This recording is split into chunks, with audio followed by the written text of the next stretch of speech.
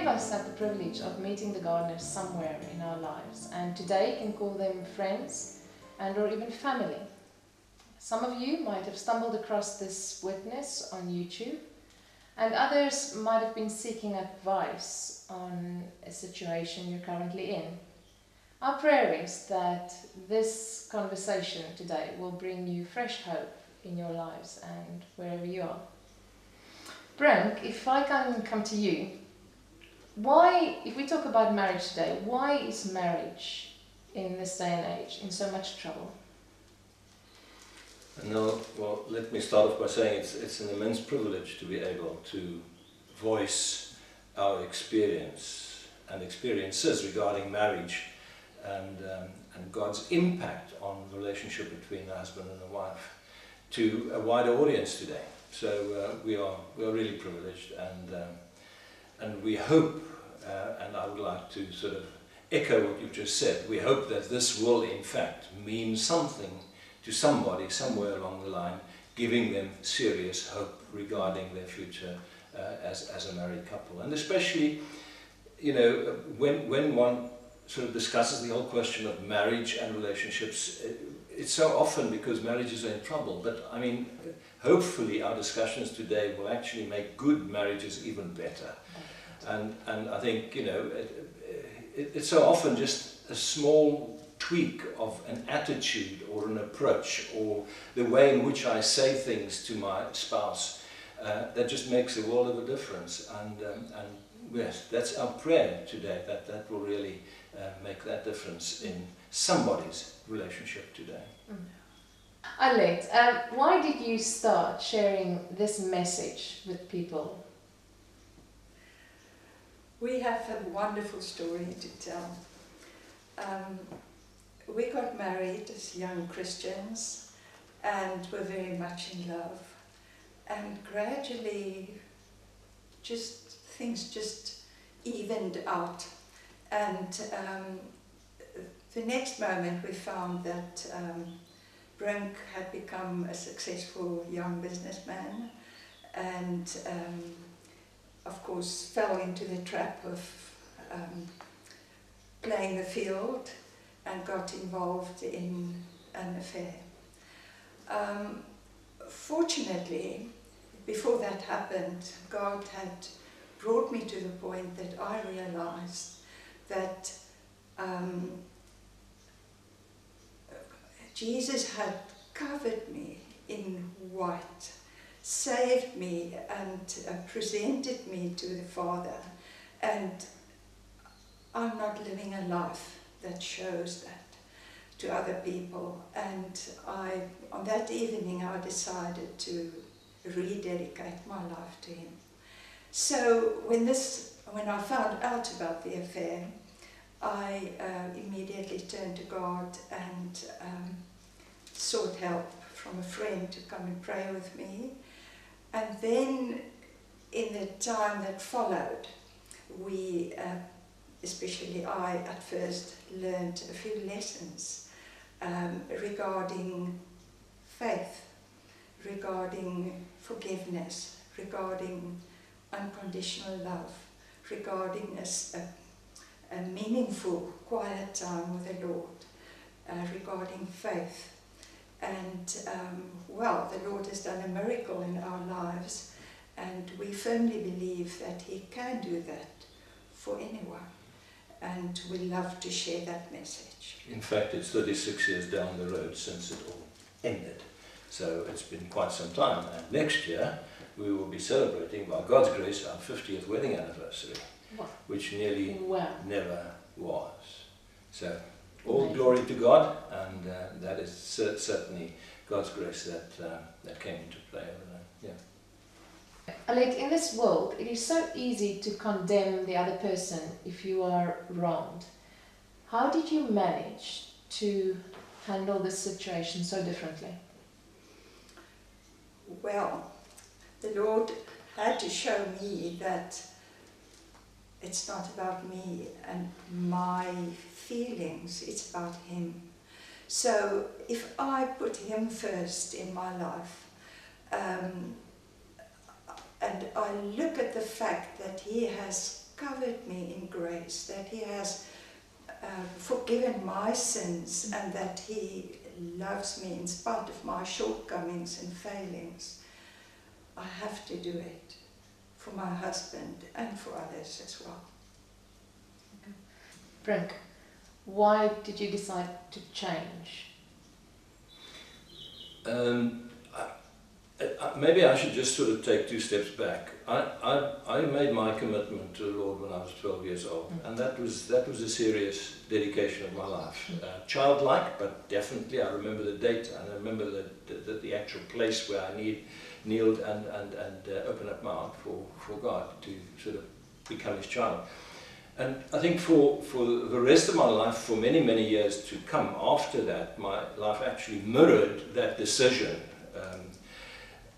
However, as Alet quite rightly said, when I started achieving success at a relatively young age, in my late 20s, early 30s, what happened was that I sort of just strayed away, and the more I achieved success in the world, so to speak, business success, financial success, recognized by the community in which we lived, the more I sort of became self-sufficient, and I didn't need God. And that eventually led to the extramarital relationship. And I must say this, that at the time, whilst it's way back in the past, but at the time I hurt people. I really hurt people. And to this day, I know that it was just not in any way justified. But by God's grace, I know that I'm forgiven.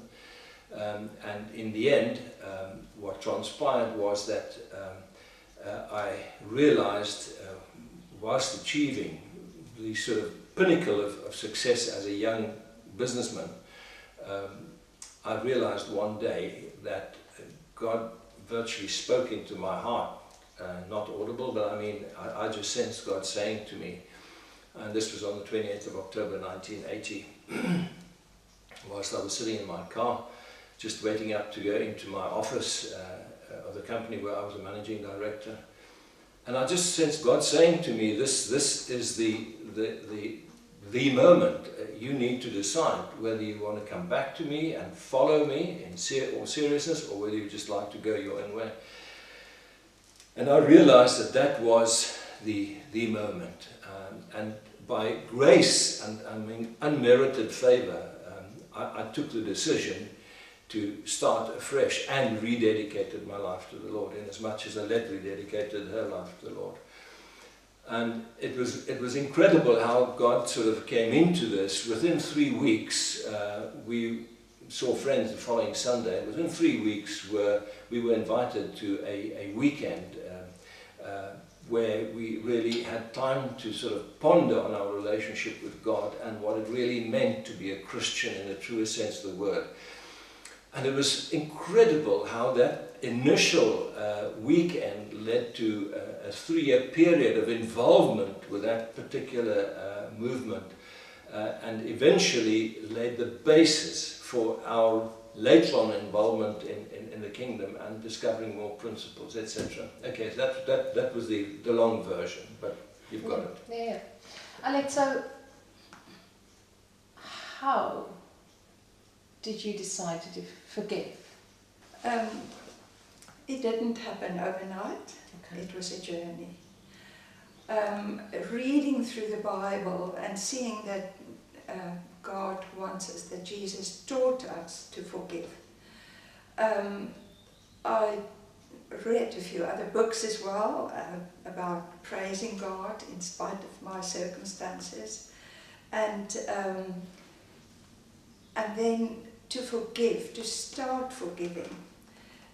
Just to take the decision initially is quite important, and then to just to forgive again and again and again, and I got plenty of practice in it. But yes, to forgive someone is failings and shortcomings.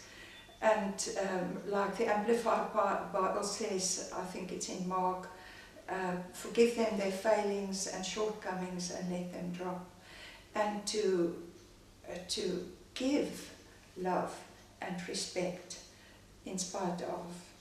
And one does tiny things that you don't realize how effective they are.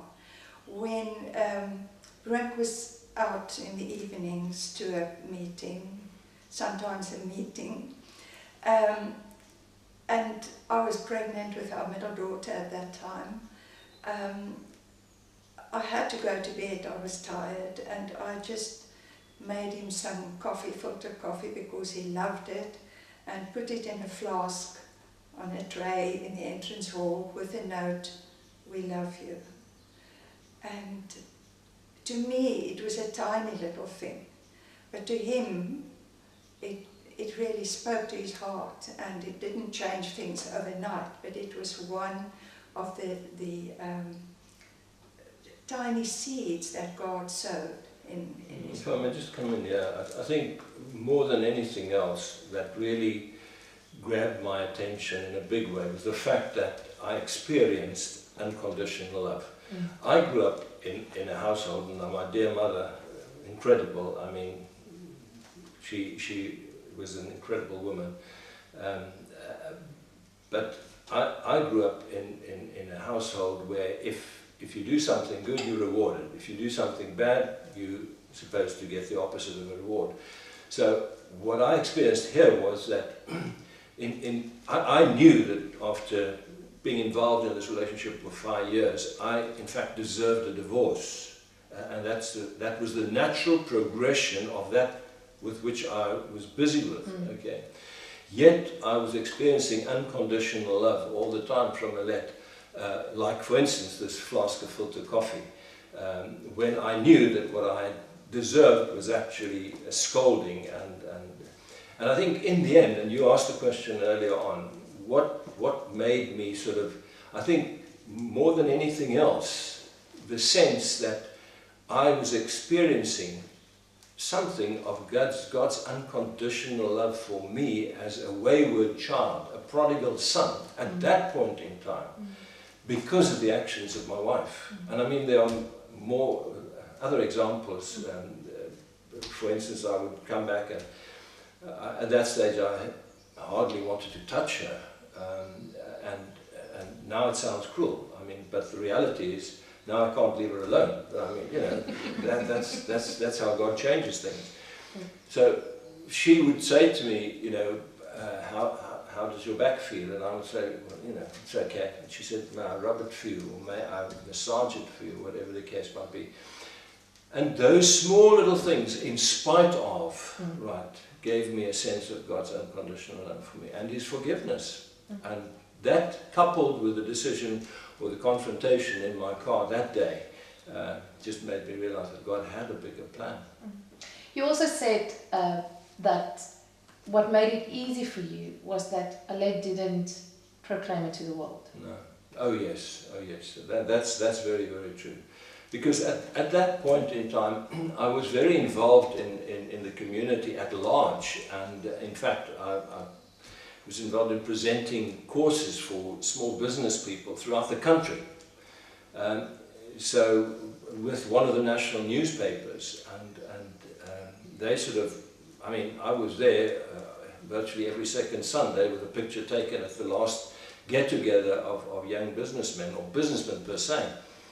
And I mean, all she needed to do was, she needed to make one phone call, and instead of being on the front page of the business section, I would have been on the back page of the Sunday paper. So, and that could have destroyed it. And I mean, I sort of think back and I said to myself, well, you know, there must have been days where it would have been very tempting just to make one call and say, you know, this guy is actually a fraud. So,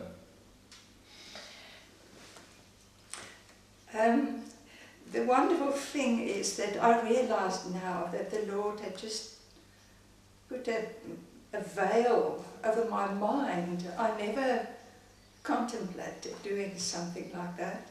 I never even thought of a divorce, of an ultimatum, which might sometimes work. I'm not saying it would never work, but as someone once said, unconditional love is the strongest force in the universe. And you have to be in an extremely sick situation not to have that working. But yes, afterwards I found out that Peter taught us in 1 Peter 3, I think it was, that we should cover someone else's sin with love. And it doesn't mean giving love is going to make him believe that he hasn't done anything wrong. The Holy Spirit was working with him, but that I was actually paving the way for him to return, offering the grace that it would be easier to return. But to give a lot of obstacles, like you have to do this and that, and you have to promise this and that, and it makes it harder for him, and it might, especially with my husband, and I think with most men, they would just become more stubborn and not decide to change. But God was good, and he showed me the way, though I didn't even always realize that this was God at work. If we talk about grace, how did that play out in your marriage? In the early days and maybe even today? I think the reality is that the further we progress from that date, that sort of pivotal date in my life, and as a result our marriage as well, the more I realize what grace is. I look back, we look back today and we say, you know, why us? There are myriads of people out there for whom this does not happen. And then the answer to that is just unfathomable. I don't know why. But by the same token, that to me proves the reality of grace. And that is unmerited favor. I don't know why. I've often thought about this because I think you briefly might have touched on this, but we have, as a result, been involved over many, many years in helping people, assisting people, guiding people towards a better and a more fulfilling marriage. And as a result of that, I have asked myself the question, maybe that is exactly what grace is, because if you look at Matthew 6:33, it says, "Seek ye first the kingdom of God, and all these other things shall be added unto you." And I think maybe that could explain why us, right? But other than that, no explanation. However, the reality is, God is a God of grace. Yes. And in order to understand and partake in His grace, I need to understand that I need to be in a living relationship with Him. I cannot expect His grace when and how, if I believe I should just have it, irrespective of whether I am His child or not. And this is where childlike faith comes into it. And I mean, we know that Jesus taught this very, very seriously. If you do not become like children, childlike faith. And I think once people realize this, and you know, over the years, we've seen learned people, professional people, moneyed people, taking that step and accepting the Lord with childlike faith. And if I think back over the years, I mean, there are seriously important people that I have met along the line who just prayed the sinner's prayer and said, "Lord Jesus, here I am." Revelations 3:20, "Look, I stand at the door and I knock." And once they've prayed that prayer, if they were serious about it, we've had the unbelievable privilege of seeing their marriages change, their lives change, their families change radically. And this, more than anything else, convinced us that this is a reality. This is the reality. Okay, I can remember at a seminar one day, towards the end of the seminar on a Sunday, I was sort of giving a talk on dynamic, personal, quiet time. And there was this guy, he was an engineer, and he, whilst I was still talking, he just sort of jumped up and he said, "How can you believe in these things?" And I thought, that's a very good question. I mean, he was sitting there the whole weekend, and he was sitting literally 2 rows away. In fact, he was sitting in the front row. But I knew that he had a problem. He had an addiction of a kind. And as he jumped up, I sort of sensed the Lord just saying, yeah, I sort of just said, "Lord, now we need the answer." And in that instance, I said to him, "I believe because of changed lives." Right, starting with my own.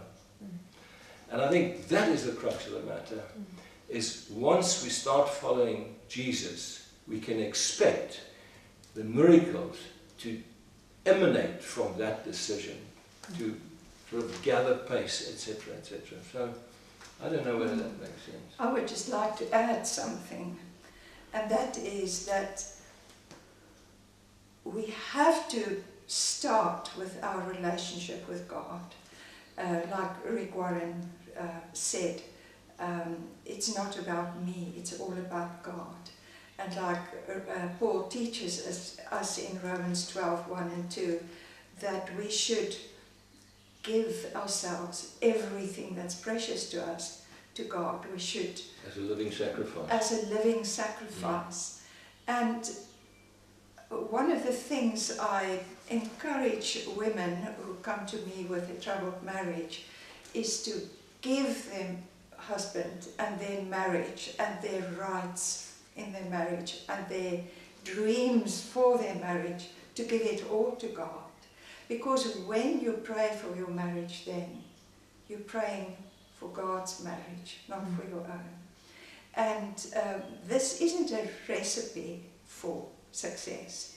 It isn't step 1, 2 and 3 and now your marriage is going to be saved. It is a wonderful, powerful tool that God could use to save your marriage, but there is no guarantee. There's no guarantee that it is going to happen. But what is happening is that I'm growing closer to God. That even should my marriage fail, at the moment I have a young friend who's been battling God's way for her marriage for, I think it's 4 years now, and the husband isn't showing any signs of returning. But she has grown in her relationship with God to the extent that she's helping others with troubled marriages, and she's living a victorious life in spite of her circumstances. So it is, while we're talking about marriage and ways to enrich marriages and to save marriages, it's not in the first instance about the marriage, it's about my relationship with God. If we say marriage is God's plan, I mean, lots of people this day and age go into a marriage thinking happiness and bliss, this is what it is. We're saying it's God's plan. How is that different? What is a God-centered marriage look like? And how does happiness fit into that picture? I would say a marriage based on God's principles is a God-centered marriage, and one of the spin-offs could be that we will experience happiness. Not always and not all of the time, definitely not. So we don't have heaven on earth when we have a heavenly marriage. It's just that God is part of it, and when we go through troubled times, when we have failings or shortcomings, that we can forgive and we can walk along each other, and we can do what God intended with marriage, and that is to show what the relationship between Jesus and the church looks like. And when I am in this godly marriage, I mirror this to my children and my grandchildren and to people around me, showing them what God's love, what Jesus' love for the church is. Self-sacrificing, sacrificial love. And what the church's reaction is respect and love and obedience. Yeah.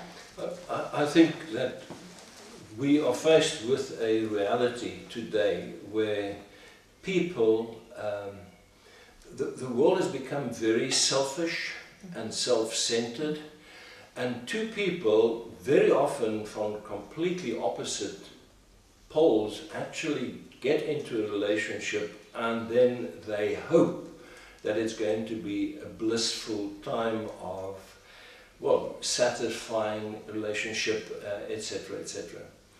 I can well remember that I stood in front of the pulpit on the day that we could get married, and I was just sort of, it just came to my mind right now whilst Alet was speaking, and I was not sure as to how I was going to remain married to this woman for the rest of my life.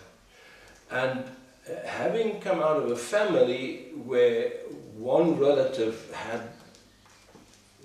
numerous relationships, had been married a couple of times, another relative, these are the older people in the family, and there were a number of divorces and unhappy marriages. That was what I sensed.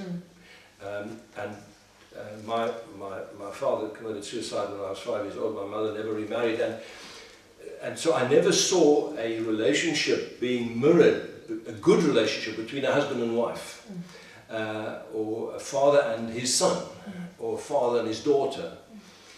And the net result was that I had absolutely no frame of reference. So, in as much as I had a problem, people by and large have a problem.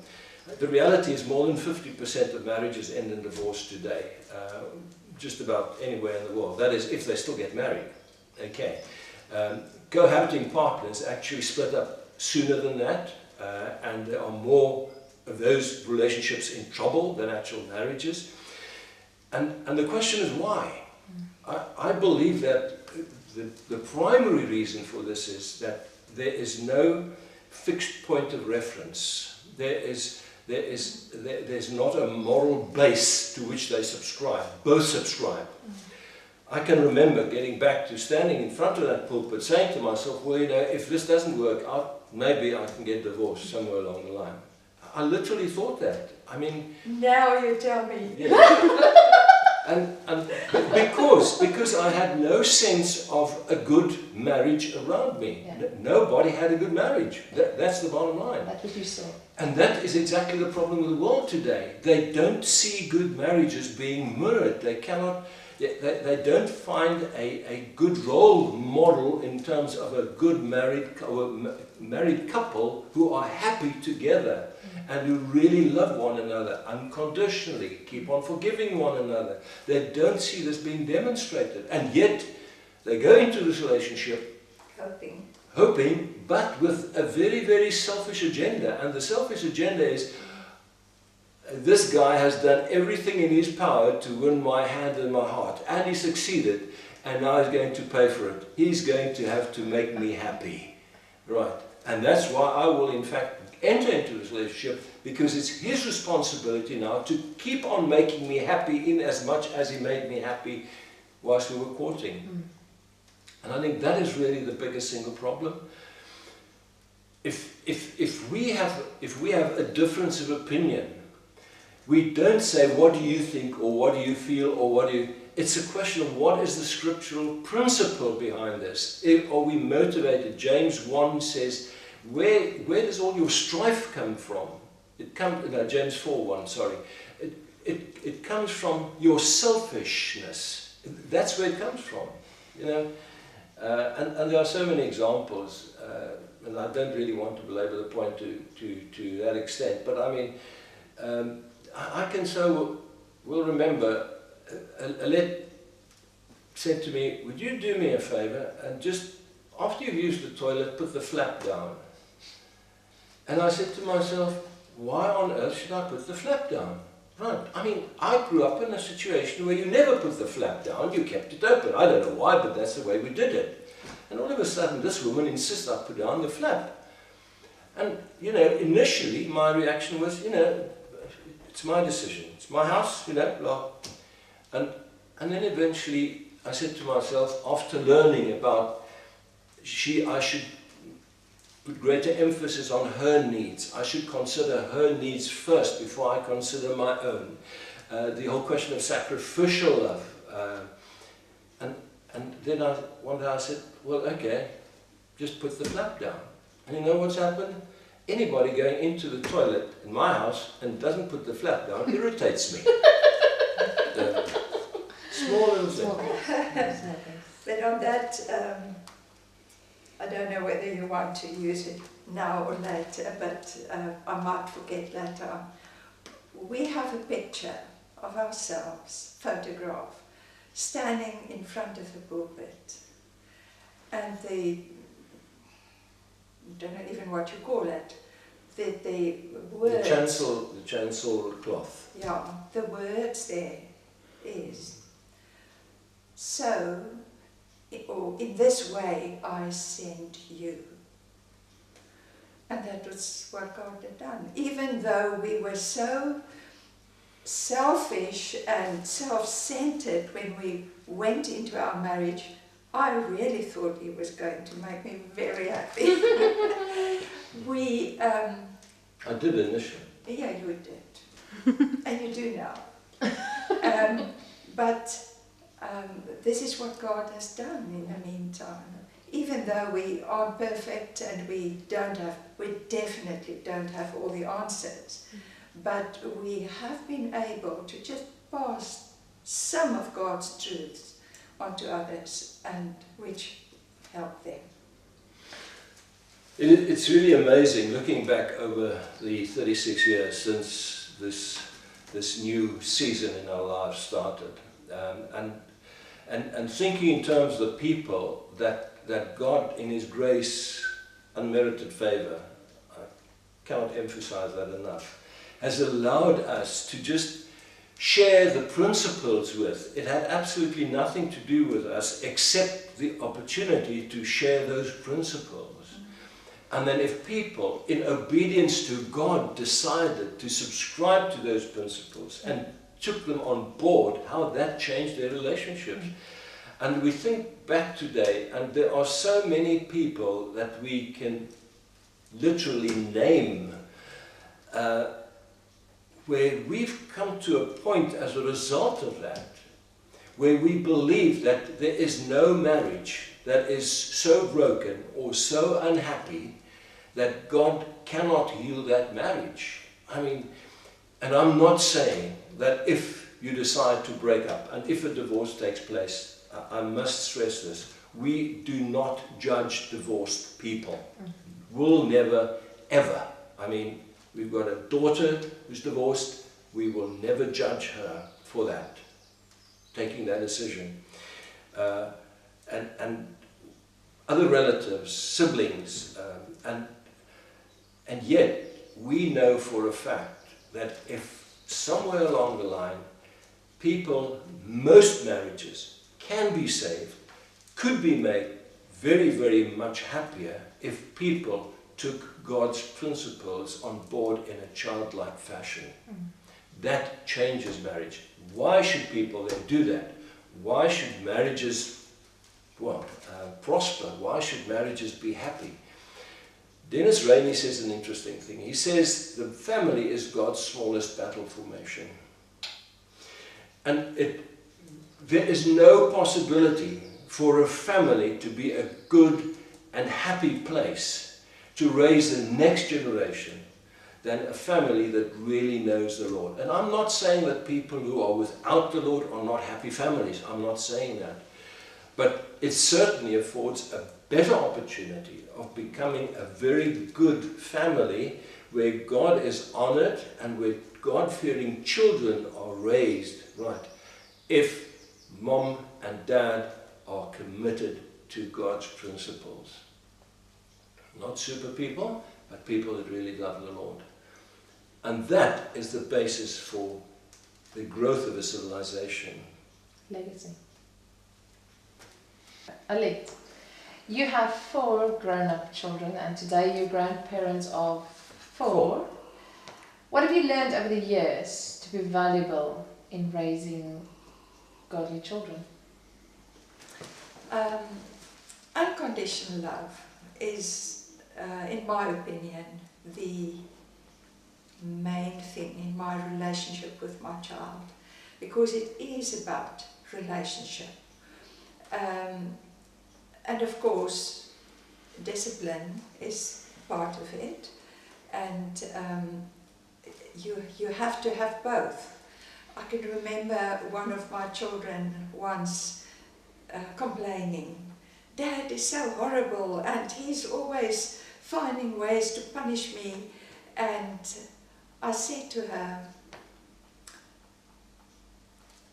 after a quick prayer, "You know, if the Lord wanted you to be a blob of jelly, He would have given you 2 parents like I am. And if He had wanted you to be a dried out piece of wood or bottom or jerky, He would have given you 2 parents like your dad. But He wanted you to be a balanced person, and that is why you have the 2 of us." She didn't have any answer for that. Yes, to build relationship with my children from a young age, do things with them, spend time with them, and find out what interests them. And if you are a mom working outside of the house, to make appointments with your children, to take one at a time and to listen to what interests them. I can remember going out with our son when he was a teenager and very interested in pop music.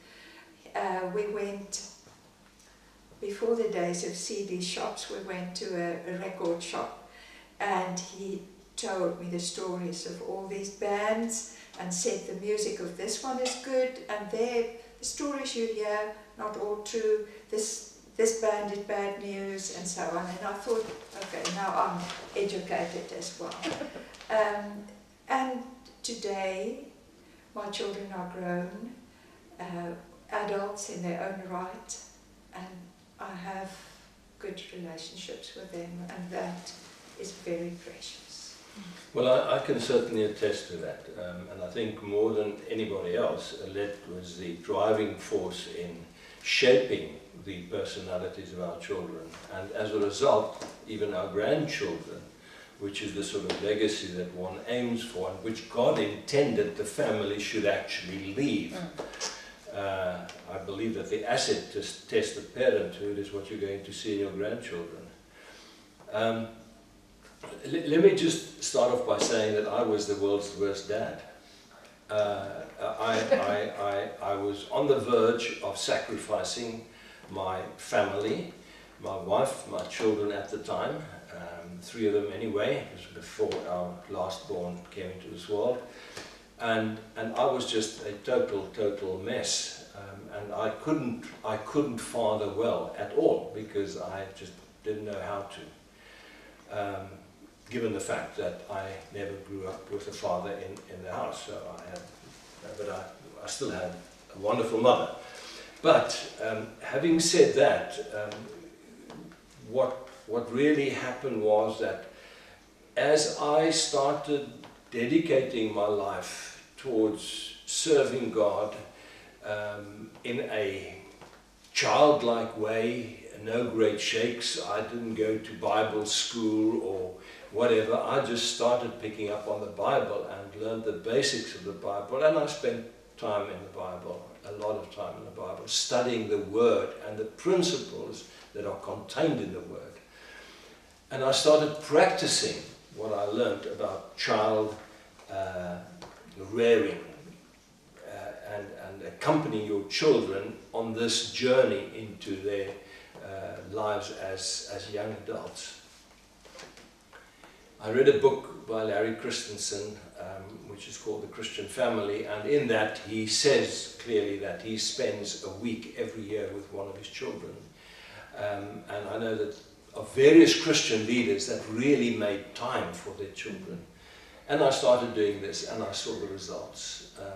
And I sensed that more and more that God is true to his word. So if there's a biblical principle that you've picked up on and you start implementing it and you see the result. Now, I'm a businessman and I'm result driven. I've been an entrepreneur my whole life, and if something works, I will keep on backing it. But if it doesn't, in fact, even this morning, I said to one of my employees, if this strategy is not going to show up as being positive within the next week, we will just discard it and we will move on. Okay.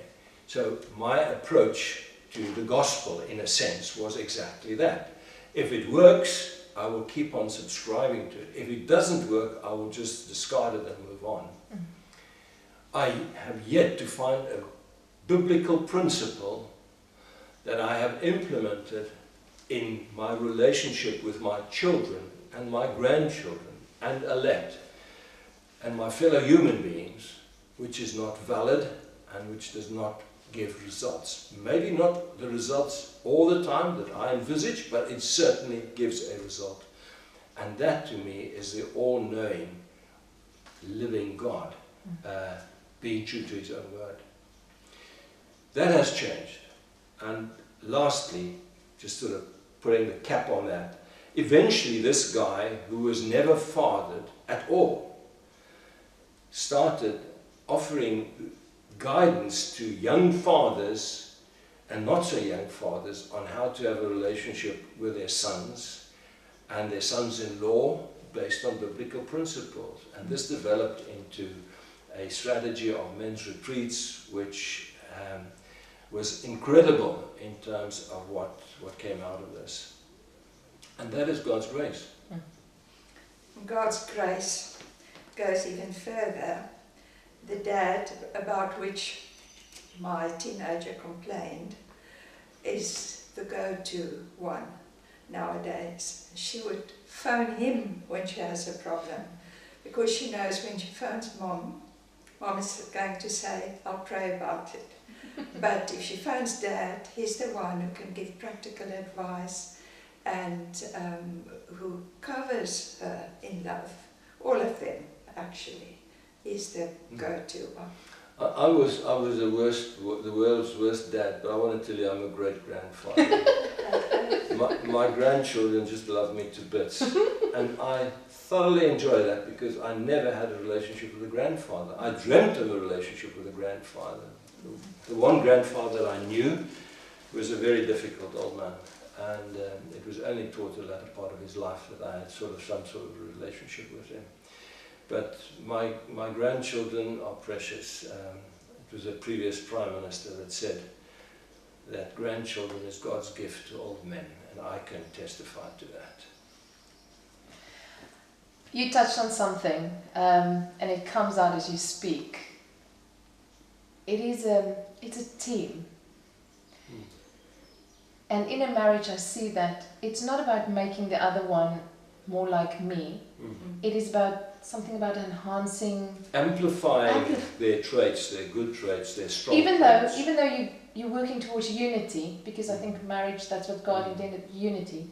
But yes, but the unity doesn't consist of two identical parts with all the gaps in between. It's two unidentical parts just overlapping and filling the gaps, and we have a whole that means so much more in the family and in the community. In terms of its impact. Yeah.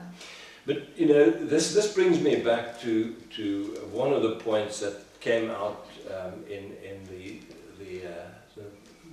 biblical marriage course that we've used over many, many years, Building Your Marriage by Dennis and Barbara Ramey of Family Life at Campus Crusade for Christ. And I must credit them because we've learned so much from what they've taught. But I have seen, and as I said, next year we'll be married 50 years.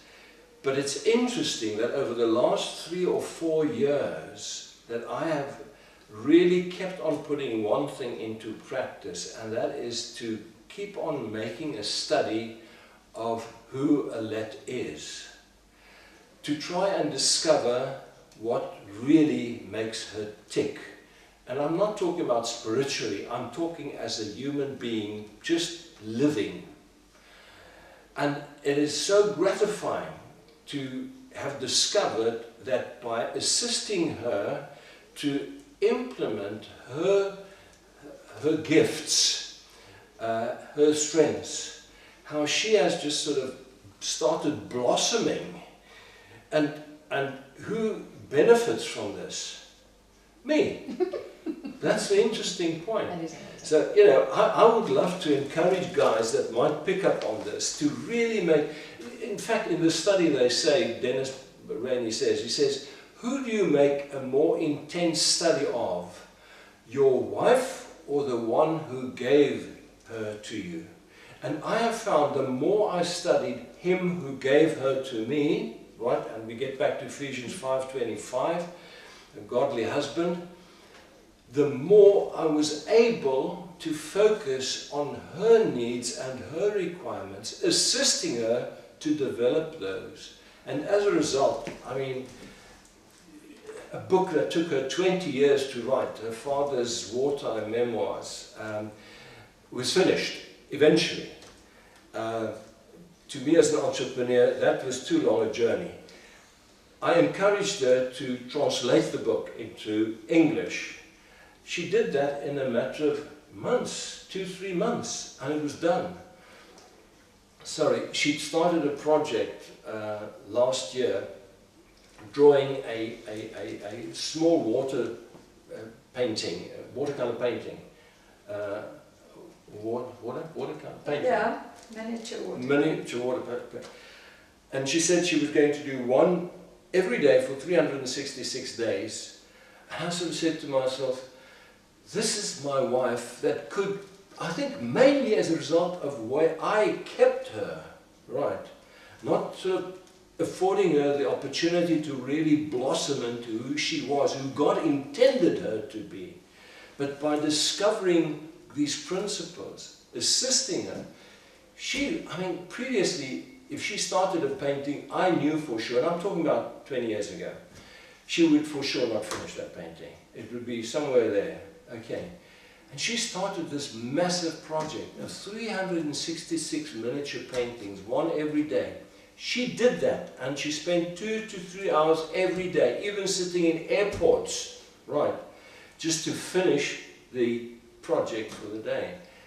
And I want to encourage guys to really discover this precious person who God has entrusted to them to develop, to nurture, so that they can grow into the people who God intended them to be. And they will reap the benefits. The family will reap the benefit. And, well, if I can just get that across, I'll be a happy guy and I'll die tomorrow, happily. Not so soon. I can add to that we as women tend to read lots of magazines, picking up on all the mistakes men make, how unhappy women are, how happy we could be with a perfect man or without the husband we have.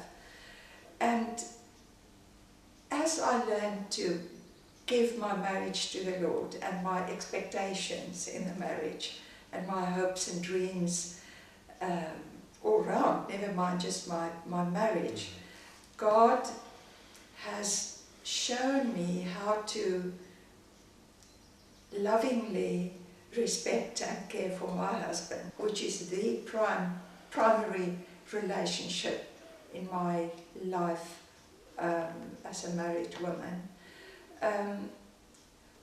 I had to focus on being the wife for Brink that God wanted me to be.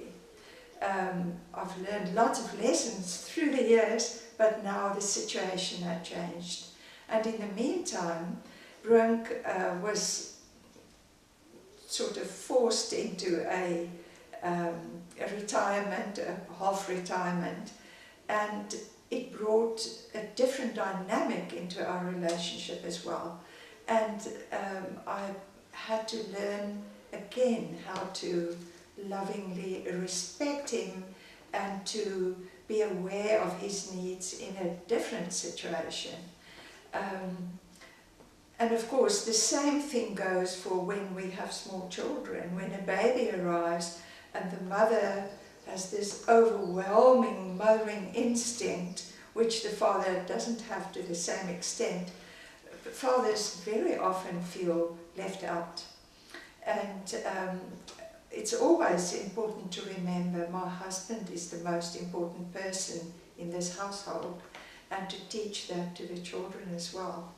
I can remember growing up as a child, my father used to go to work on a motorbike, and in the afternoons when he was approaching home, I don't know whether my mother heard the motorbike coming, but she would send one of the children out to go and open the gate so that he would feel welcome.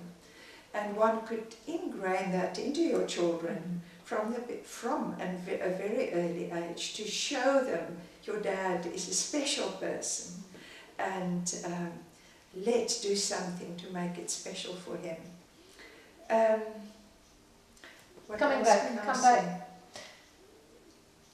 back to children, is it wise to decide on how we're going to do this before we have children? Extremely important. Brink and I didn't do that. I grew up in a house with 7 children, so it just came naturally to me, and I thought everyone could do it. And of course he was one of 2 children with a single mom, and for half of his school years his sister was in a boarding school, and for the other half of his school years he was in a boarding school. So they never had that close family thing that we had. So when my son and daughter-in-law got married, before they started a family, they took a parenting course, which I found to be very wise. They were able to decide how they were going to do things. And of course later on, when my son, who is more like me, the jelly type person, when he was sort of ready to go with the flow, my daughter-in-law would remind him, we have decided this is not the way we're going to do it, that is the way we're going to do it. And and that, I really think that's very helpful. I think the most important thing there is that they decided on a common base on which to base their decisions, or a point of reference, which was, by the way, a biblically based course.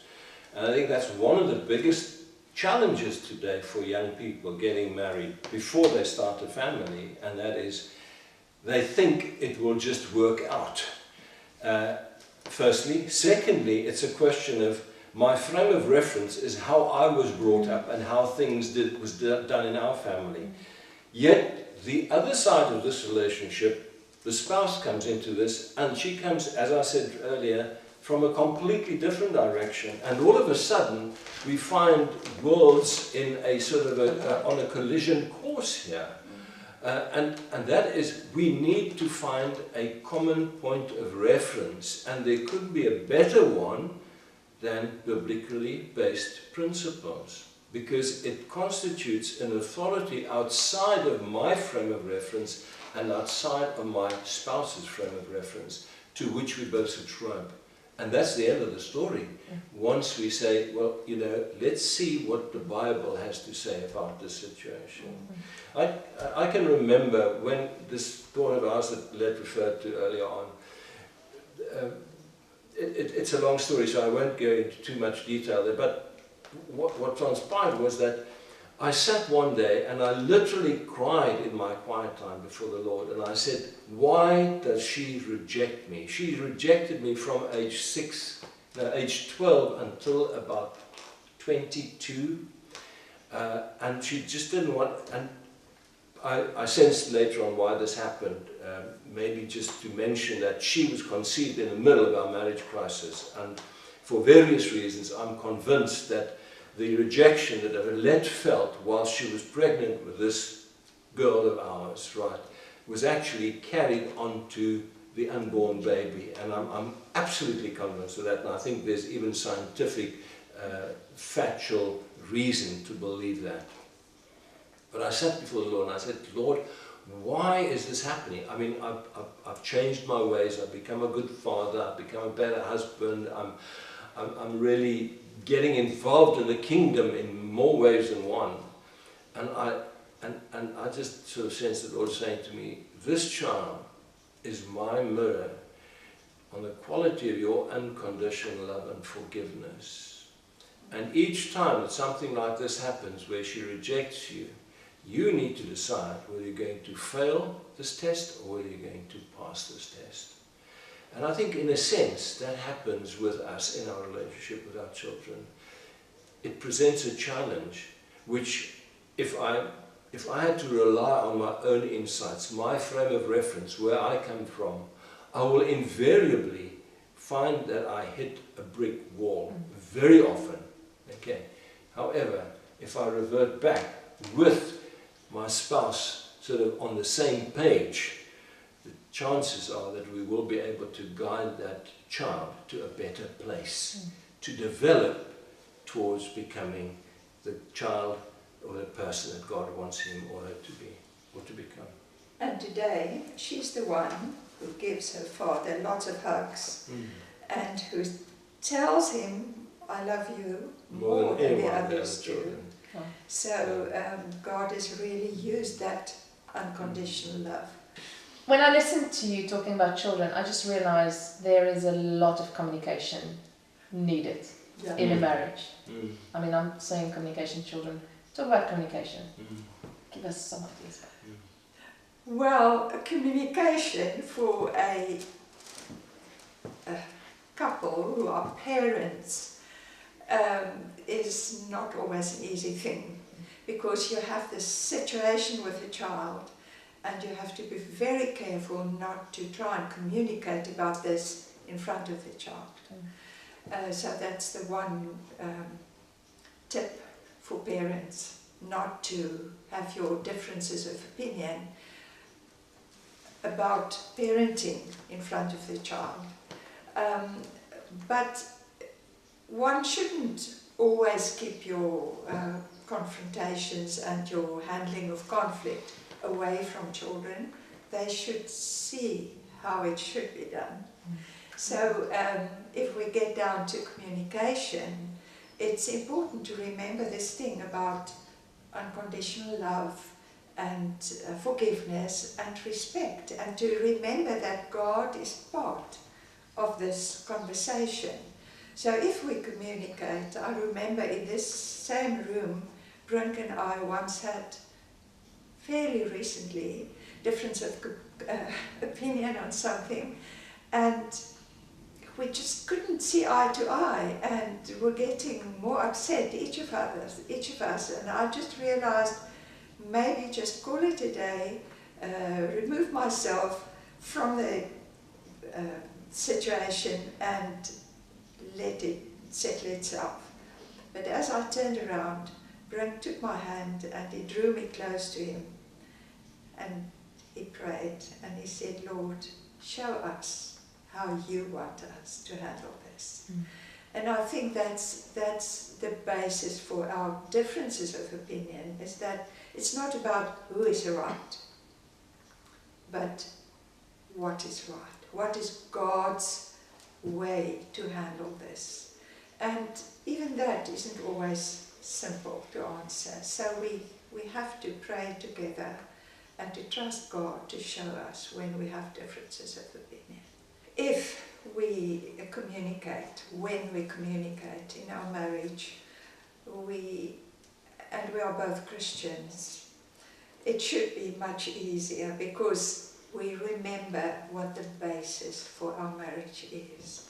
And that's not about what I want, it's about what God wants. So I would tend to listen more to what my spouse says to me, and I would tend to try to hear what's going on in his or her heart. Because one could very often say something, but it's deep down, something else is there. So Brink is one who's very fond of asking people, how are you? And when they say, oh, I'm fine, he would say like in truthfully or like just to be civil. And so one should... And you very often get a different answer when you ask a certain Yes. question, because then people sense that you are genuinely interested in that. Yeah. We tend to think when someone can talk a lot and is a good speaker, that they are good communicators. But communication is a two-way communication. It's not just one person saying everything they want in a very capable way.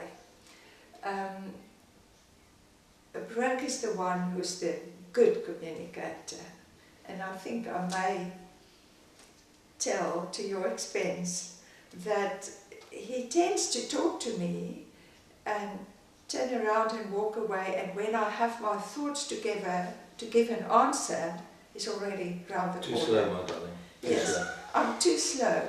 So when I have my wonderful daughter-in-law found this in their relationship, that my son, who's very much like I am, a bit slow in... Our son. Our son. A bit slow in reaction, that she has to give him the time to maybe think about it, even overnight, and talk about it again tomorrow. We can't expect the other one to be able to listen and to talk the way we can. I'm the listener, Brink is the talker, but I have to be able to talk. And I can remember actually 2 friends on one day saying to me, you have a responsibility to tell us what you think and not just let Brink do all the talking. And I thought, that's sweet of you to say that, and I'll definitely focus on it. Only to find it wasn't all that easy.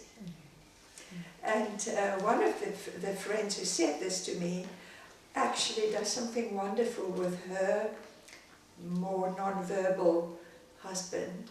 When we are in a group and talking and everyone is having their say and he's sitting there quietly, she would say, and Chris, what do you think?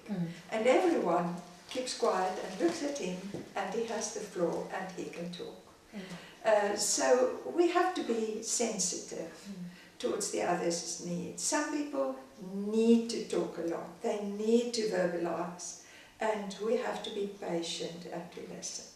Some people find it hard to talk, especially men apparently, to talk about their feelings, and we have to be patient and give them the opportunity. I would like to add to that is I think communication is much more than just talking. And very often people make the mistake by saying, I want you to communicate, or I want better communication.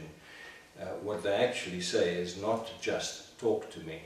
What they're actually saying is, I want you to understand, to sense who I am, to be very sensitive to my needs without me having to verbalize them to you all the time. And then if we get back to the point that was made earlier, that I make a study of this precious person that God has entrusted to me, and I'd just like to sort of emphasize that again to men. our wives do not belong to us in as much as your husband doesn't belong to you. God in his wisdom entrusted us to one another to eventually achieve his goals through our union. And that is the great perspective. And if we bear that in mind, it also changes the tone and the quality of our communication, because we see the greater goal. And once we sense the greater goal, it changes this relationship if we communicate in the truest sense of the word. I don't need Alet to verbalize everything that she needs. I sense what she needs, and then it's up to me to decide whether, in obedience to God's demand, Ephesians 5:25, I will eventually nurture this person to the point that I can say, God, once I reach heaven one day, I've actually given her back to you in a better state than I actually received her. So I think that is the ultimate acid test.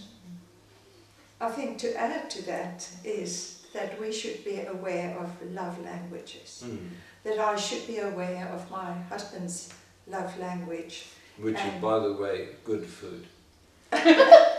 Good food and acts of service, of kindness, of love.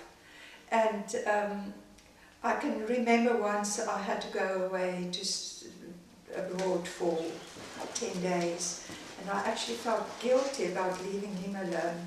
And on top of leaving some food in the freezer, I spent a lot of time making cards, one for each day, with a handwritten message, with a little painting saying how much I loved him and how many days before I would return.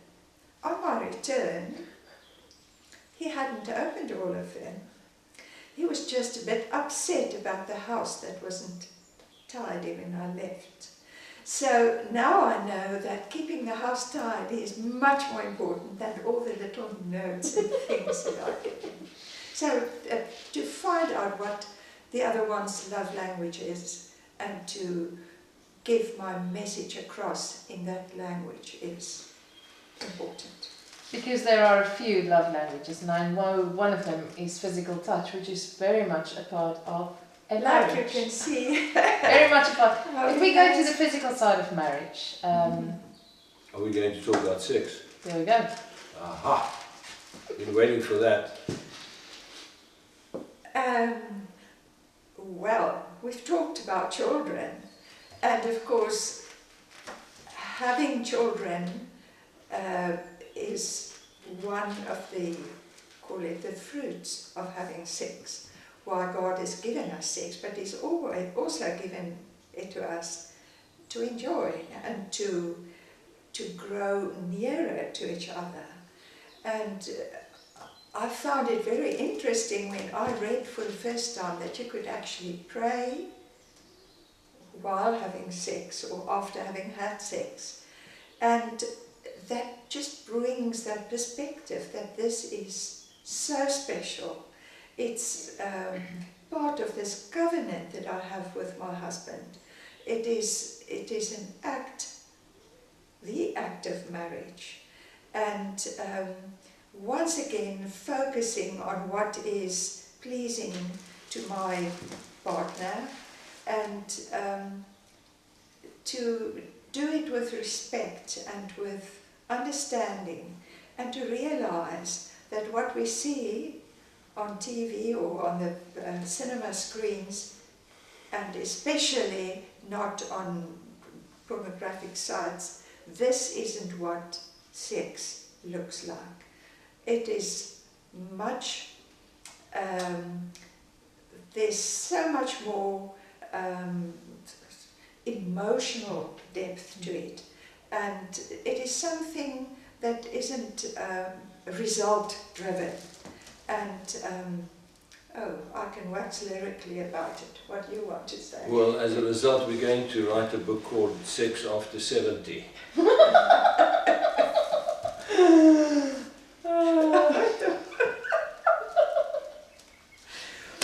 Yeah, I know. Talk us through. Talk us through dates. Date nights. Talk us through date nights. How does this? It all works together. Yes, date nights. Can I just say this about sex before we talk about date nights? And that is, it is the highest form of intimacy that could be achieved between a man and a woman in marriage. The rest, if it's outside of marriage, it is akin and sort of touches on something which is, and I'm hesitant to say this, but virtually animal-like, in the sense that it is short-term gratification with no sense of what it's all about, and neither with the responsibility that goes with it. And I understand what I'm saying because I was there. As opposed to that, looking back over the last 36 years since God healed our marriage, or started healing our marriage, and we allowed Him to heal our marriage, it has changed my perspective, certainly completely, on the act of marriage, sexual intimacy. There are so many aspects to this which I think is completely underrated, and nobody really highlights it to the best of my knowledge. But it is one of the most incredible binding factors in a relationship of marriage. And my sense is, every time that we've had the opportunity of being intimate, it raises the level of intimacy and dependence and responsibility on one another, towards one another. I think that's exactly what God intended it to be, apart from procreation. The thing is, if you are, as an unmarried couple, in a relationship, living together, you can have some, or to a large extent, that quality of sex, but you don't have the, what can I call it, the covering, the safety of marriage, to know that we are truly dedicated to each other, and that the community respects this relationship, and that God is the covering for this relationship. It really gives a different angle to sex in a relationship. You mentioned that emotional intimacy is very much part of being together physical. How do we care for emotionally? How do we care for each other? How do we look after each other? How do we spend time together as a couple? But personally, I think it boils down once more to the whole question of how well do I know the needs of my spouse.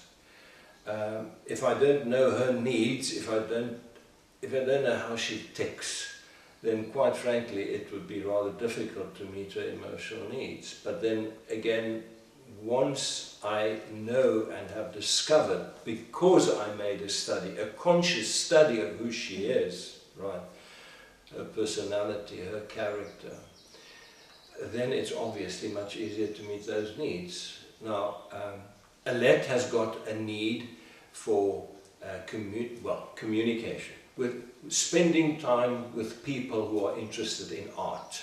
Okay. We used to have a date night for many, many years, which was Friday evenings. And then at one stage she asked me whether I would care if she attended the local art group meetings on Friday evenings. I realized that for her to be emotionally healthy, right, in order so that I could also get the benefit of her wholeness, to say to her, you know, if you'd like to go, by all means, no problem. And I meant it, right. And sometimes she goes and sometimes she doesn't go. But, so our date nights have actually come to a standstill.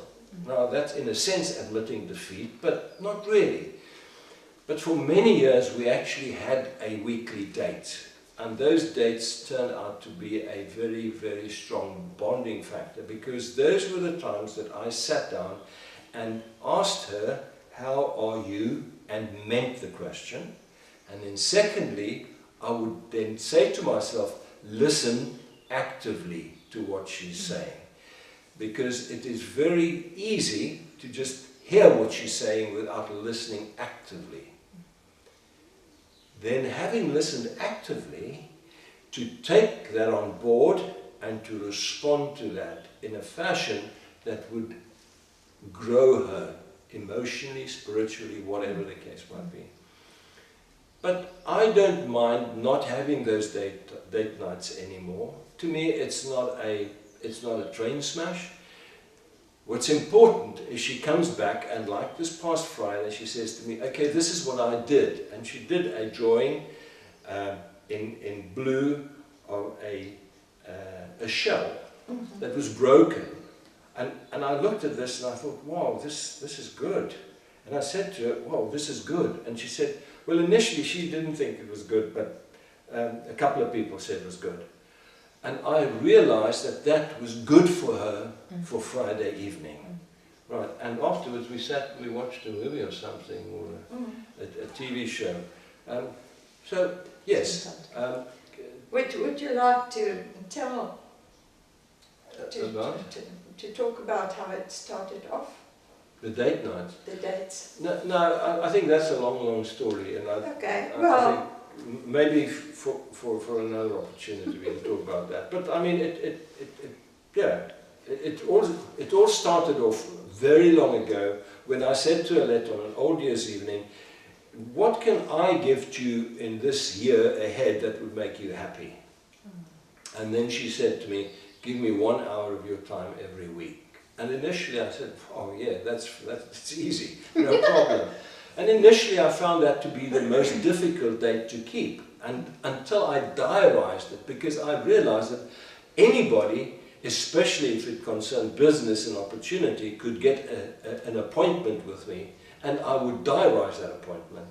However, the most important appointment with my spouse, I didn't diarize, and therefore it was difficult. And then when I started diarizing this, I kept it. And then initially it was rather difficult because it was an uncomfortable sort of situation. We weren't accustomed to this. She wasn't accustomed to me asking the questions. I had my mobile lying next to me, so just in case I miss a very important call. And every time I picked up the mobile, I would look to sort of see the pain look in her eyes, because, what are you trying to tell me here? I mean, that thing is even more important than I am. And eventually I took the decision, and this was really taking the bull by the horns and very courageous. I left my mobile in my car. Right. I locked it away. And then, as a result of that conscious step, I was listening more actively to what she was saying. But she also got the message loud and clear. You really intent upon hearing what's happening in my heart right now, because you put away the mobile. And what was originally scheduled for an hour session became an hour and a half, sometimes even 2, over a cup of coffee in a hotel on their patio. And I mean, that, it didn't cost us an arm and a leg, but it became one of the most, I think, one of the building stones in re-establishing our relationship more than any. Well, developing communication skills. Yes. And I think another important thing is to do fun things together. Except that... But you can't tell them all the fun things. Except that our perception of fun isn't always the same. I have an absolute fear of water, of deep water. And so this one comes to me one day. Let's buy a boat. Please note this one. She felt like not my darling husband. So we got a boat, and I had my life jacket on, and afterwards heard from someone that this automatic life jacket Inflates by itself if you land in the water. after you've been down, and then only then you come up. So I was terrified. It was terrible, and it was wonderful at the same time. So yes, I navigated us through the Thames estuary, up the Thames, through London, and today I have fond memories of it. At the time it was terrifying, but I knew it was important for Brink to do it, and I wanted to do something fun with it. Brink, money and success is a part of life. Yes. Whether you devote yourself to it or not. How did it impact your marriage? And is there some pitfalls to avoid along the line? Maybe I should just sort of dwell for a moment on where I came from, in the sense that, as I mentioned in one of the earlier clips, that is that my father committed suicide. As a result of that, we found ourselves in a situation with my mom and my only sibling and sister, where we had my mom wasn't qualified except she had a final school matric, and she had to qualify herself for something because my father was a farmer, and when he died there was a huge mortgage that was left together with the farm. So there was a decision that she had to take as to whether she wanted to sell the farm or sort of try and save the farm. So she qualified herself. But this, in fact, developed into a situation where our budget was very tight as a family, and we lived with friends and family and relatives for a period of 7 years after he had passed away.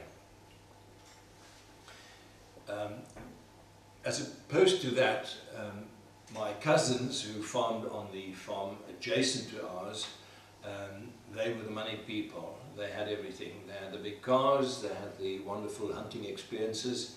For instance, my eldest cousin actually shot his first lion at the age of 12 or 13 on one of their hunting farms, etc., etc. So, and I sort of grew up with this sort of comparison of my life as opposed to theirs in the back of my mind. And I think that made me driven, wanting to achieve success, wanting to find myself in a better space financially. And I think that became a serious factor as I grew older and as I grew up. Eventually, I went into business, and I achieved not only recognition from my community at a very early age in terms of being elected as city councillor, being chairman of the Chamber of Commerce, etc., all before I was 30 years old. But with this also, this went hand in hand with achieving success in my business, which I bought at the age of 26, 27, my first business. And it went extremely well on all levels. And I think the classic book that was written on this was Gordon Foster's Money, Power, Sex, Money and Power. Money, Sex and Power. And I think this led to exactly that developing into my life. I mean, with success, with money, success sort of came integrated, and then with that, the question of power, because it was local politics, etc., etc. And that became the biggest trap for, I believe, God's purpose with my life, which certainly Satan nearly succeeded in getting me into. Well, he certainly got me into it. It took 5 years to get out of it. Most probably longer than that, because it started long before that. And this clearly had a very, very negative impact on our relationship. I mean, I contemplated divorce many, many times. I was delusional in the arguments that I used for trying to make good the bad decisions that I was in fact taking at the time. So yes, it's a trap. Unfortunately, it comes along with the culture in which we find ourselves right now, and that is success is equal to how much do you earn, where do you live, and what do you drive. And that has become ingrained in the cultural mindset. However,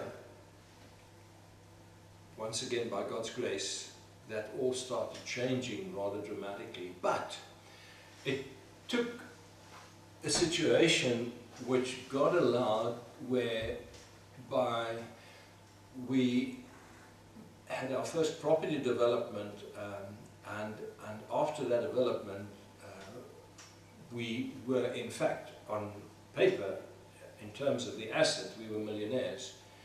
And then a situation developed by which God allowed us to lose the million. And that brought me to virtually to my knees financially, and it brought us into a season which lasted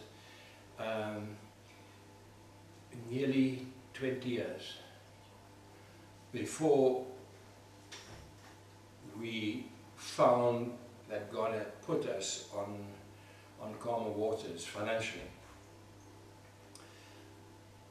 I think one of the biggest single advantages when one experiences financial difficulty is that it tends to draw you closer to God and make you much more dependent on Him and His guidance.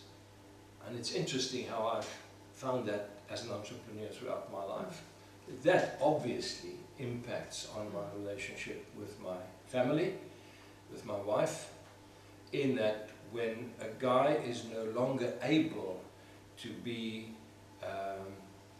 the main provider, which I believe as God intended it to be, and I'm not saying there's anything wrong with your spouse being a co-provider, but I sincerely, we've seen too many challenges where the husband earns much less than the wife, and that invariably becomes a problem in their marriage.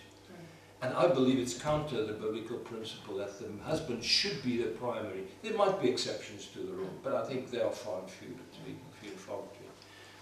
But that impacted then obviously on our relationship. It impacted on my self-worth. So I need to discover my God-worth every time that I find myself in a situation where I'm not really being the provider that God intended me to be. But then again, we've got Romans 8:28, which says that God will work all things to the good for those who love Him, for those who've been called according to His plans. And yes, the impact from my side, I felt guilty when I had to say sorry, but that's all that's in the budget. Sorry, we can't do this right now. And in a sense, I felt a failure. But then again, I think we experience the depths in order to really appreciate the peaks. And in a sense, that's where we find ourselves now.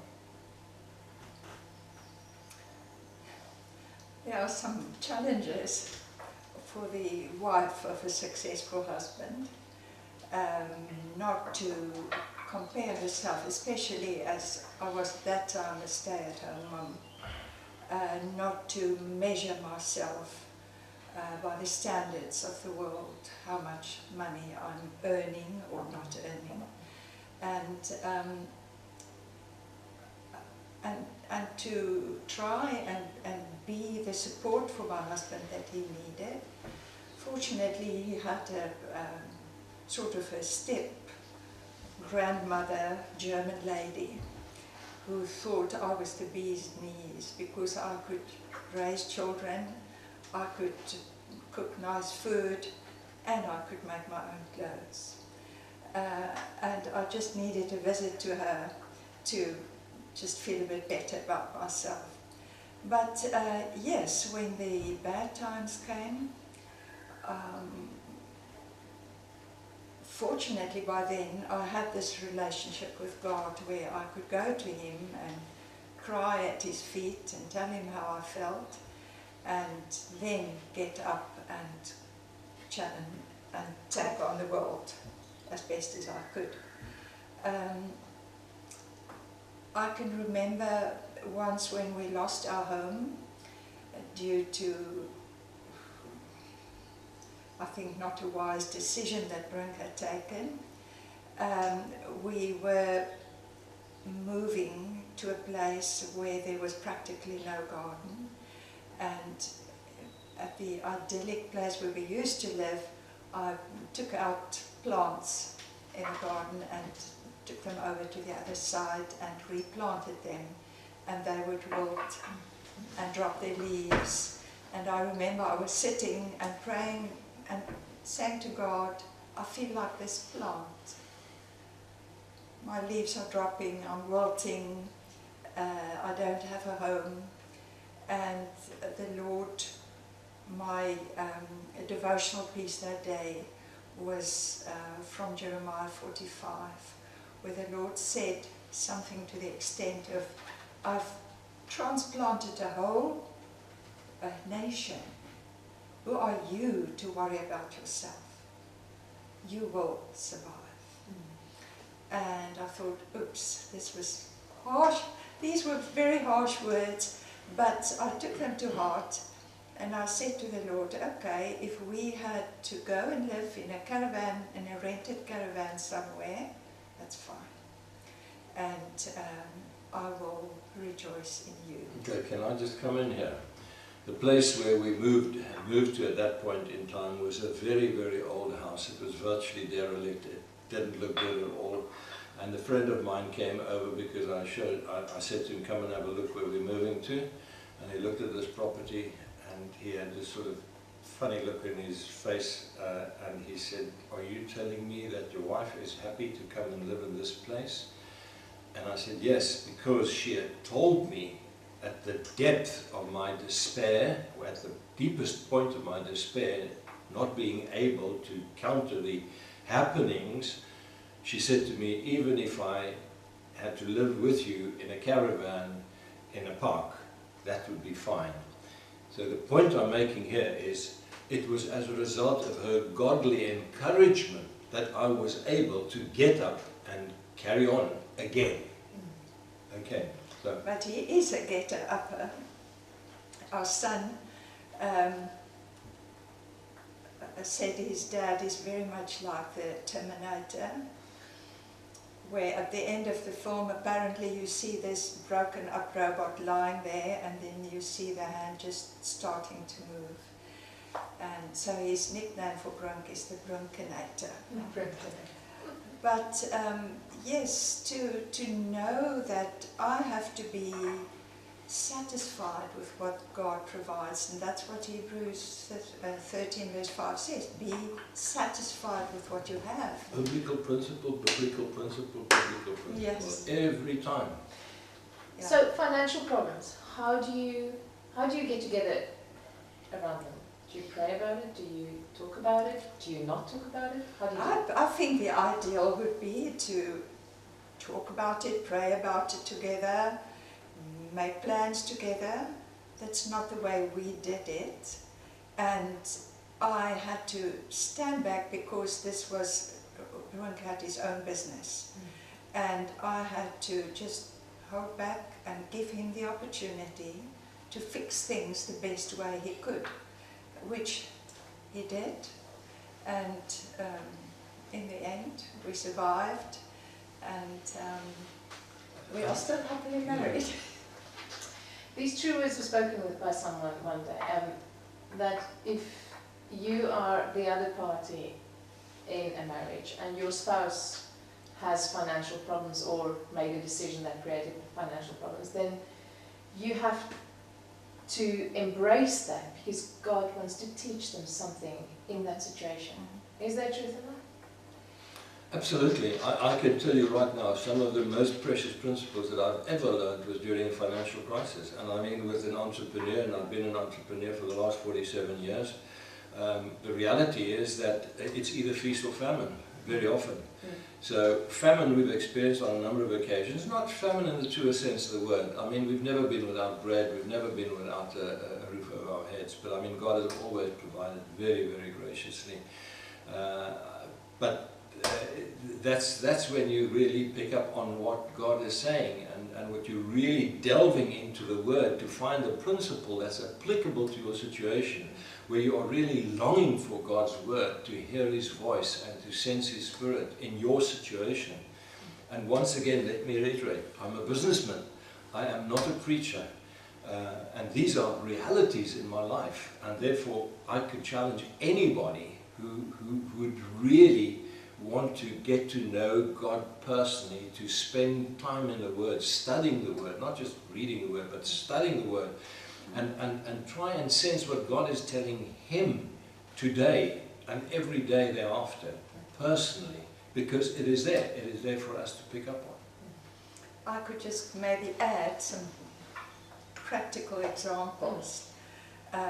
While we were living in that house that the other guy thought wasn't good enough, Brink had his clothing factory just on the same plot on the same. It was a small holding. It used to be a chicken farm. And I used to go every Friday and get a check from his secretary, to go and buy groceries. So once I went to get my check and she said, sorry, there isn't money for groceries this week. And I had to remember God is my provider and just say, okay, could you give me something for bread and milk? And go and buy the bread and milk without being tormented, and knowing that this is what God is providing now and I can be satisfied with it. So one learns to be sensitive to the needs of others in the process. I had a friend there who was going through the same kind of trouble. So whenever my mother-in-law brought me a box of tomatoes, big box of tomatoes, I would take half of this to my friend. And then once she got 4 chickens from someone and she brought me 2 chickens. And one learns to share accept with others. And accept graciously gifts from other people, which if you've been successful is not that easy, because in a sense it touches your pride and yeah. Goed gedaan.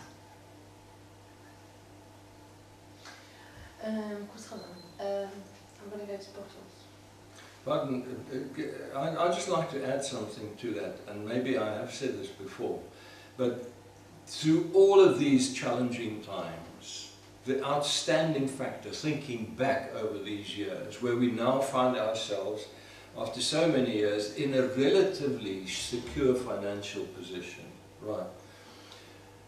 I can, without any doubt, state, and that is categorically, that if at no stage did Alet accuse me of not being a good provider, at no stage did she judge me or decry or shout at me about it. And in a sense, her silence was even a bigger motivating factor for me to make right what I've done wrong, or the less good decisions that I've taken. And so I think it's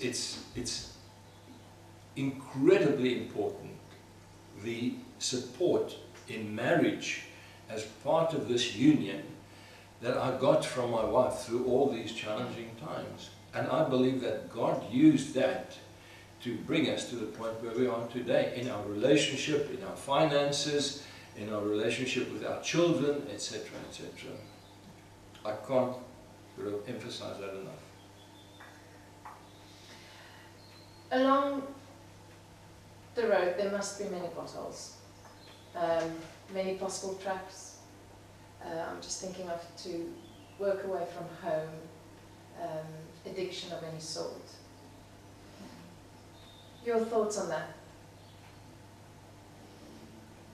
You've had a lot of experience talking to men who, well, let me say, I think in the work environment, women are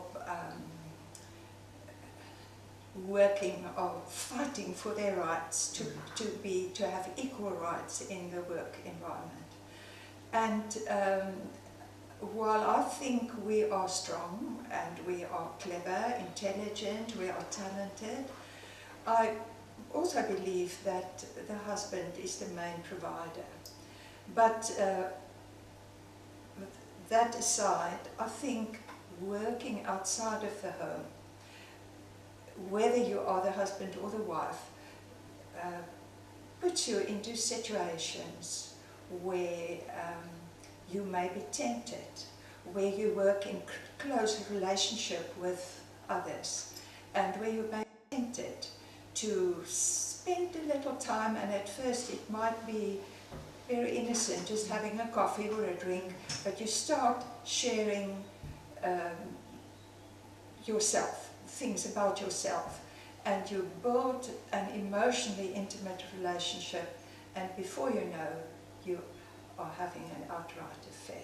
So in the work environment that can happen, and of course... So that's a pothole for a wife in work to sort of really look up for the wife, well, and for men as well. And for men as well, yes. Okay. But then working away from home, it happens a lot nowadays that people would have to go abroad for a week or even longer, and you're away from your family, and Brink has learned a beautiful lesson there that he was able to share with a few men without giving details. Maybe you can say what you did. Maybe what I should just say here is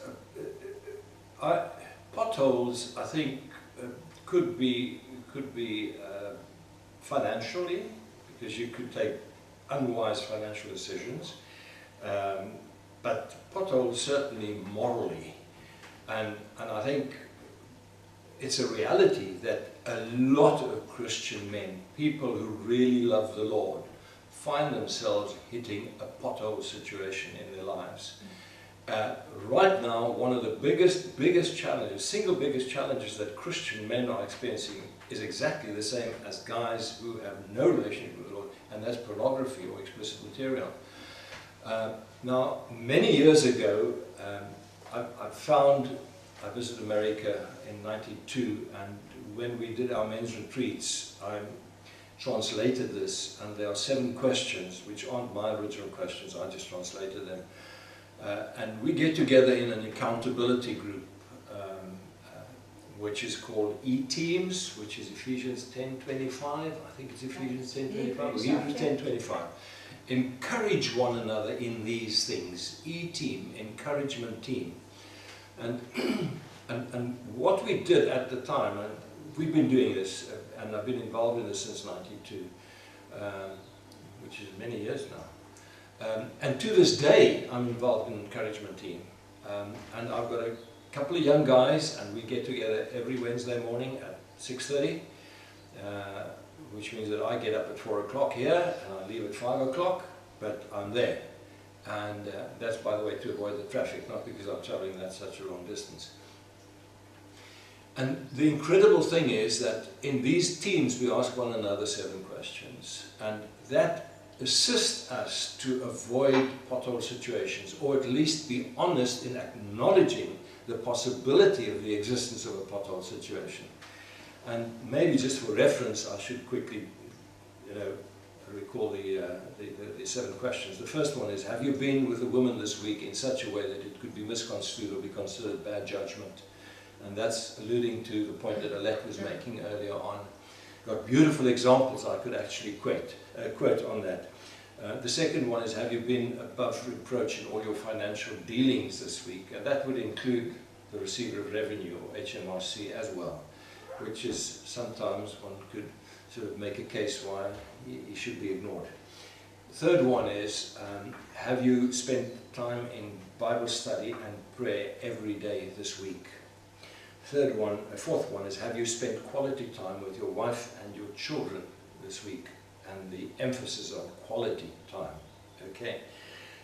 The fifth one is, have you fulfilled your calling this week?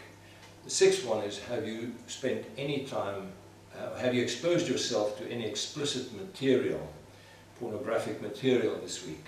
And the last question, whilst you look the guy in the eyes, have you perhaps just lied to me? So this helps me at my age to keep on avoiding potholes. And I'm reminded of this because every Wednesday I know that I've got to face these questions. And I think that is one of the surest ways in which guys can ensure, no matter what their age is, that they avoid potholes and don't fall prey to a pothole. Yeah, when you were away at a conference, you okay.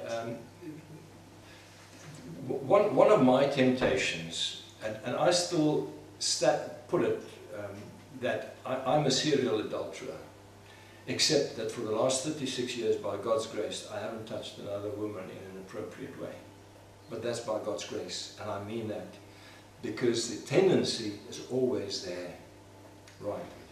So, whenever I went away, until rather recently, I did a substantial number of trips, especially to the east, recruiting students for my college. The temptation was always there. Previously, in my business, the same thing. The moment you go on a business trip, the temptation is there. And I remember very clearly on this one particular occasion, it was a wonderful evening. The atmosphere was brilliant. It was a huge reception. The food was exceptional, and there was this PR lady from a building society, and I sort of walked up to her and I said to her, so, you know, how long have you been actually attending these occasions? And she said to me, I think 7 or 8 years. I said, sure, must be part of the furniture. And I soon realized that wasn't quite gentlemanly like. And I said to her, well, like antiques, of course. And she said, yes, and still very usable. And at that point in time, I realized that that was a pothole. And I turned on my heels, I got into my car, I drove back to my hotel, got into bed at 9 o'clock at night. Instead of celebrating in this beautiful city, I phoned Alet and I opened my Bible and I spoke to her and I told her I loved her. And incidentally, last week, somebody else phoned me, a guy who used to be part of our encouragement team. And he said, I find myself in this place, but I need to speak to you now, because the biggest temptation ever has hit me right now. And so I recounted this particular, and he said, I remember you gave us this example many years ago, and that's exactly why I'm phoning you now. So the next day I sent him a WhatsApp and I said, okay, how did it all end? And he said, I did exactly what you did. I went back to my hotel room and I phoned my wife and I told her how much I loved her and my kids. Yeah. Alet, you might have advice for people who have been through a divorce before, or who have even lost a partner or spouse along the line. Yes, it's always, I think we are built for a relationship. So we would, in all probability, be on the lookout for someone to fill that void in our lives. To share our lives with. To share our lives with. And while it's not the second unforgivable sin to get a divorce, but now you have been divorced and you are getting married, or you are in a second marriage, there are a few things to keep in mind, and that is you go into the second marriage with emotional baggage, which hopefully you have handled before getting married, but if not, you have to work through it. Because you will make the same mistakes and you might just be as unhappy again. Do you want to add something? No, I think to be considered is the fact that getting married, or before getting divorced, you should consider the fact that you will in all likelihood get married again. Okay, and I'm talking specifically about divorce because that's the decision that you are able to take, either or. Okay. However, when a spouse dies, it's a different story altogether. But in effect, if we focus for a minute on the person contemplating divorce, they need to know. I mean, I'm thinking of one specific couple who one day came and said to me, we've been married for 5 years, the spark is gone, we don't have children, why don't we get divorced? Okay. And I said, well, of course you could get divorced. There's nothing that stops you, unless you're a Christian that made a commitment to honor God and His principles. Okay. And the guy was rather upset, and he said to me, I've heard all of that before. So I said to him, but I'd like to challenge you. Seeing that you're considering divorce, why don't you come along, read this particular book so that you can listen to a couple of testimonies or get a couple of testimonies sort of in your head regarding the possibility for creating a wonderful marriage anyway, irrespective of the current circumstances, and then attend a marriage enrichment seminar, which the guy then did. And now we're looking back over about 16, 17 years. And I remember how that guy made a commitment during that particular weekend. And if I see this guy's face in front of me, I see a smiling face all the time. And now on Facebook, I see how he sort of extols the virtues of his wife and how he loves her and their two beautiful daughters. And I sort of think back and I say, here was a guy who said to me point blank to my face, spark's gone, that's it. And yet when he allowed God to change his mind and his heart, and to allow him to focus on, allow God to get him to focus on his principles regarding marriage, I mean, it was a complete turnaround. So, before contemplating divorce, there is a better alternative. Why is it better? By and large, there might be exceptions to the rule, but there are few and far between. But by and large, the reason for that is, if you don't change in this relationship, you are part of the problem. However, if you do not change and you went into a second marriage, the problem is exacerbated by the fact that there are even more people involved all of a sudden. Now there are 4 families potentially involved in this. Plus at least 2 sets of children, there could be a 3rd set of children, which is... And many more in-laws. And many more in-laws, right. And your mother-in-law might not be the best mother-in-law in town. So, you know, that's the challenge. So, jokes aside, the challenge of having a second successful and happy marriage is far bigger than the challenge of working on your initial marriage, right? And the only way on which to work at that marriage is by putting God's principles into practice on a moment-by-moment basis, right? Holding yourself accountable towards God for your actions and your decisions.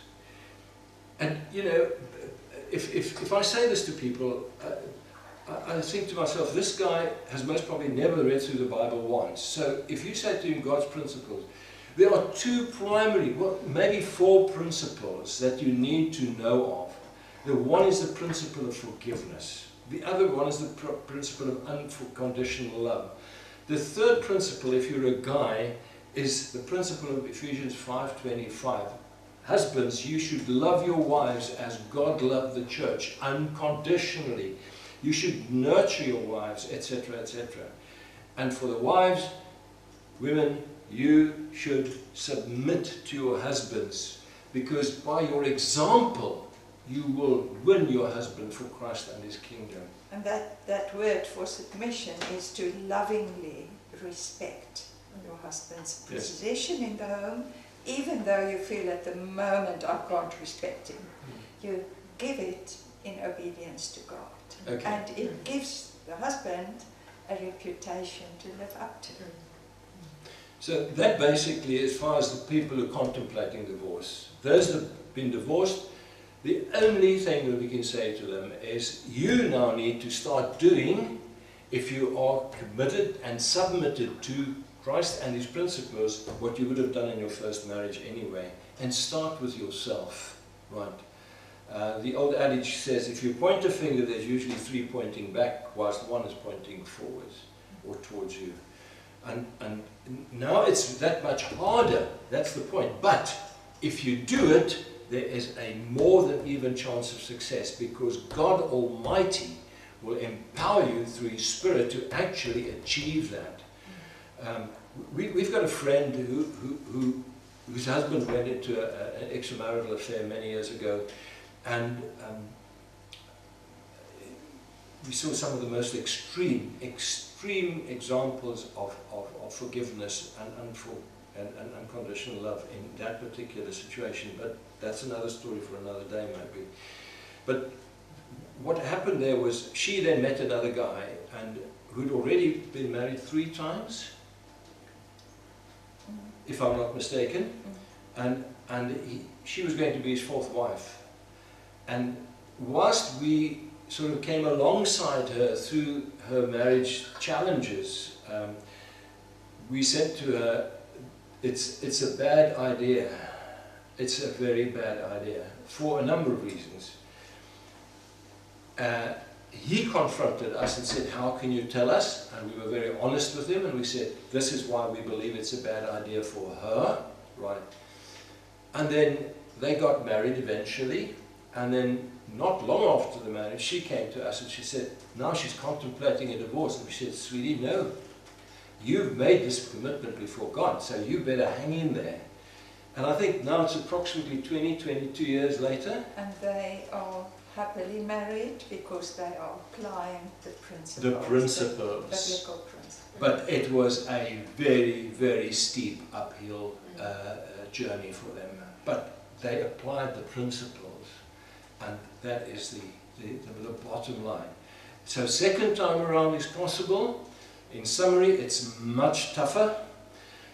In order to get to the top of it, or on top of it, you need to know the principles, as I sort of touched on very briefly just now, and you need to implement in obedience to God. Not because my spouse says I've got to, but in obedience to God. And not because my spouse deserves it.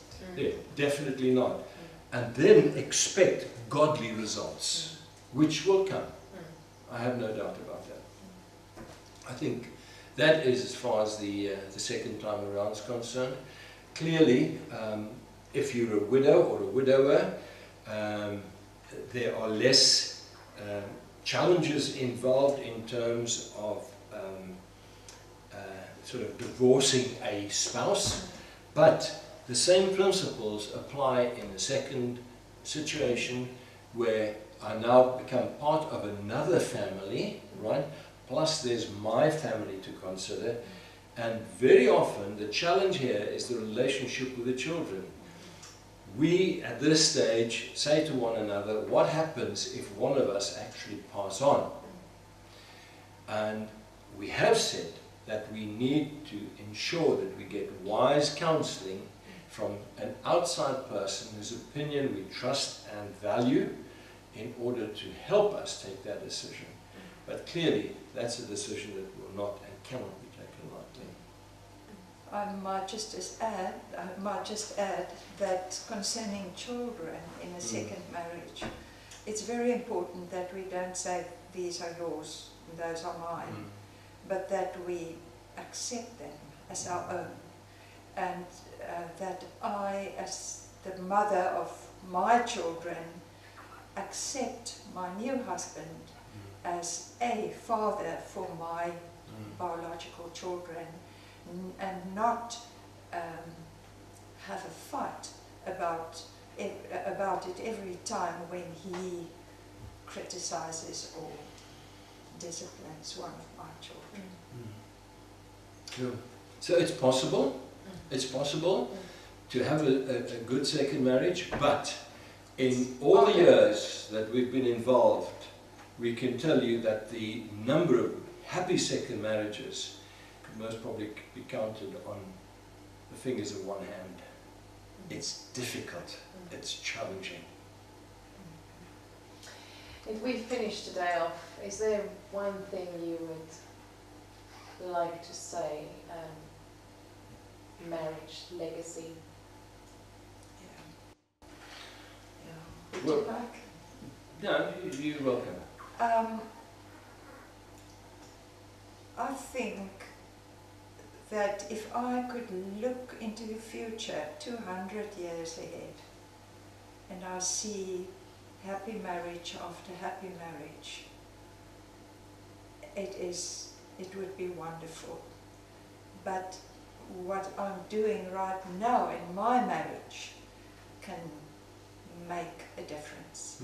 So it's really important to remember that what I'm doing right now, how I'm treating my husband, how I'm handling... So what Harry said to you about the security. Yes, how I'm handling our relationship will have an effect on generations to come, and not just my biological children, even young friends or friends of my own age that I meet down the road. On one of our wedding anniversaries, I got a call from our son, who was in his 40s by that time, and he said to me, "You don't realize the sense of security it gives me as an adult, seeing you two happily married."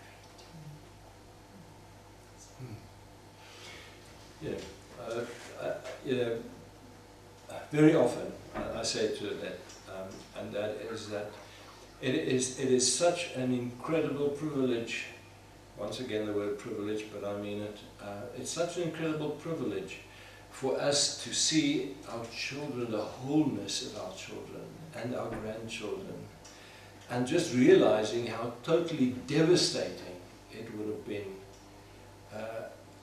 if I had pursued the other way and decided on a divorce. I cannot thank God enough in total humbleness for the fact that He had actually ensured that I took the decision not to divorce. Recently we came from a family holiday, and all the children were there. Well, all the children bar one of the couples were there, and they came back and they said, "This was the most incredible holiday ever. We could see our children bonding, really loving one another, enjoying one another's company." And I'm reminded about the devastation of divorce as opposed to following God's route and way in pursuing a happy marriage. Just on a lighter note, every now and then Brink and I would say jokingly to one another, "Thank you for not leaving me." And I would say, the pleasure is all mine.